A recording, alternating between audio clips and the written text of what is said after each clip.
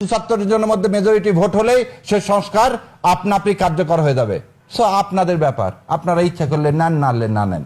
আজকে শপথ নিচে কতজন? শপথ নিচে মোট ৭৫ জন। এই ৭৫ জন দেখেন এখানে কোরাম কি লেখা আছে জানেন? দেখেন এখানে বলছে, শোনেন 10 নম্বরে পরিষদ কার্যক্রম পরিচালনার জন্য ন্যূনতম 60 জন পরিষদ সদস্যের উপস্থিতি প্রয়োজন হবে। এই 68 জন এই সংবিধান সংস্কার পরিষদ যে যারা শপথ নিলেন তারা কালকে অধিবেশন ডাকবেন এবং তারা সংবিধান সংস্কার করবেন। এবং যারা আপনারা বিএনপি যারা শপথ নিলেন না তারা আপনারা বাইরে থেকেই এখানে আরো একটা ইন্টারেস্টিং জিনিস আছে। কি বলছে জানেন? সংবিধান সংশোধন কোনো প্রস্তাব অনুমোদনের জন্য পরিষদের মোট সদস্যের সংখ্যাগরিষ্ঠ ভোটের সিদ্ধান্তে গৃহীত হইবে। 2/3 বলা নাই, বলা আছে সংখ্যাগরিষ্ঠ ভোট।